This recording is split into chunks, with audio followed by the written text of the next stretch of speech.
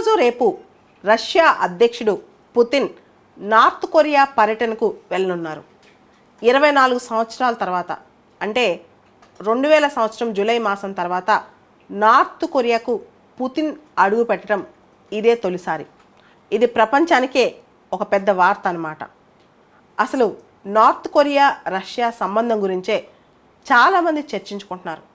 2019లో north Korea అధ్యక్షుడు Kim train ఎక్కి మరీ రష్యాకి వెళ్ళారు. వీళ్ళిద్దరి మధ్య సరిహద్దు ఉంది. తర్వాత లాస్ట్ ఇయర్ సెప్టెంబర్లో కిమ్ మళ్ళా రష్యాకి వెళ్ళి అఫీషియల్గా పుతిన్ని నార్త్ కొరియా రమ్మని ఇన్వైట్ చేశారు. ఇంత ఫ్రెండ్షిప్ ఏంటి? ఇన్ఫ్యాక్ట్ యుఎస్ వాళ్ళ ఇంటెలిజెన్స్ ప్రకారం నార్త్ కొరియాకి చెందిన చాలా వెపన్స్ ఉక్రెయిన్లో దాని పార్ట్స్ దొరికాయంట. రష్యా ఉక్రెయిన్ యుద్ధంలో నార్త్ కొరియా చాలా కంటైనర్స్ ఆఫ్ వెపన్స్ రష్యాకు పంపించింది. రష్యా దాన్నే వాడుతుంది. ఎందుకు తెలుసా?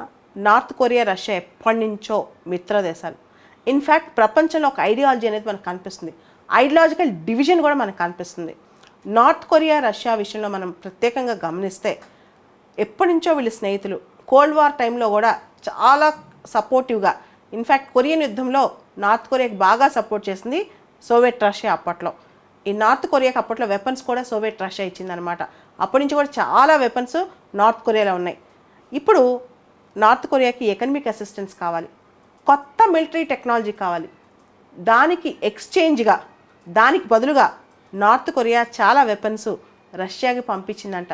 చాలా కంటైనర్స్లో పంపించిందంట.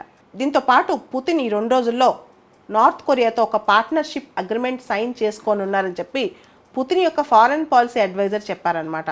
సెక్యూరిటీ ఇష్యూస్, ఎకనమిక్ ఇష్యూస్ సంబంధించి ప్రత్యేకమైన అగ్రిమెంట్ ఒకటి చేసుకోనున్నారంట. నార్త్ కొరియా కథనం ప్రకారం ఇది ఫ్రెండ్లీ అఫీషియల్ స్టేట్ విజిట్ అంట. చాలా తయారవుతుందంటే ఈ విజిట్ కోసం నార్త్ కొరియా. అంతేకాదు, పుతిన్ నార్త్ కొరియాలో అడుగు పెడితే నార్త్ కొరియాకి అంతర్గతంగా డొమెస్టిక్గా కూడా కిమ్కి చాలా ప్రాబల్యం పెరిగిపోద్ది. అంతేకాదు ప్రపంచవ్యాప్తంగా యాంటీ వెస్ట్రన్ స్టాండ్ ఉండే దేశాలకి కూడా ఒక మద్దతు వచ్చినట్టు వస్తుంది అనమాట. ఇక్కడ పుతిన్ నార్త్ కొరియా విజిట్ తర్వాత వియత్నాం వెళ్ళనున్నారు. వియత్నాం అమెరికా మధ్య కొన్ని ఒప్పందాలు, వాణిజ్య ఒప్పందాలు ఉన్నా వియత్నాం ఇప్పటికి కూడా ఐడియాలజికల్గా కమ్యూనిస్టే. మనం ఇప్పుడు ప్రపంచంలో ఒక ఐడియాలజికల్ డివిజన్స్ చూడొచ్చు అనమాట. రీసెంట్గా G7 కంక్లూడ్ అయింది. అదంతా ప్రో వెస్టర్న్ బ్లాక్. దాంతోపాటు స్విట్జర్లాండ్లో ఉక్రెయిన్ పీస్ సమ్మిట్ కూడా ఒకటి జరిగింది. ఇదంతా ఒక పక్క జరుగుతుంటే ఇంకో పక్క China, Russia, north Korea, Iran ఈ దేశాల మధ్య సంబంధం రోజు రోజుకి బలోపేతం అవుతుందన్నమాట. మనం ఇండైరెక్ట్గా కోల్డ్ వార్ టైంలో ఉన్న ప్రాక్సీ వార్ ఇక్కడ మనం గమనించవచ్చు. ప్రాక్సీ వార్ అంటే ఇండైరెక్ట్ వార్.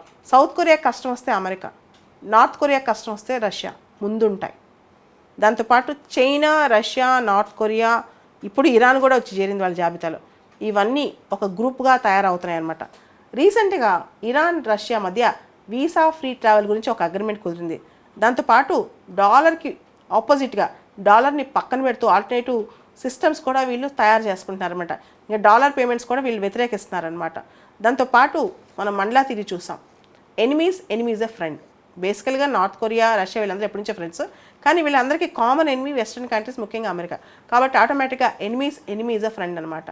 ముఖ్యంగా పుతిన్ యొక్క నార్త్ కొరియా విజిట్, ఆ తర్వాత వియత్నాం విజిట్ అనేది ఇప్పుడు చాలామంది గమనిస్తున్నారు. అండ్ దీంతోపాటు నార్త్ కొరియాకి ఇంత ఇంపార్టెన్స్, ఆల్రెడీ నార్త్ కొరియా మీద యుఎన్ఎస్సి శాంక్షన్స్ చాలా సందర్భాల్లో రష్యా తన వీటో పవర్స్ వాడి ఆపిచ్చింది. సో ఇంత జాంజిగిరి ఫ్రెండ్ అనమాట రష్యాకి నార్త్ కొరియా, అండ్ నార్త్ కొరియాకి రష్యా. ఇప్పుడు నార్త్ కొరియా విజిట్, తర్వాత వియత్నాం విజిట్, ఈ రెండు కూడా ఇంటర్నేషనల్ ఎక్స్పర్ట్స్ అబ్జర్వ్ చేస్తున్నారు.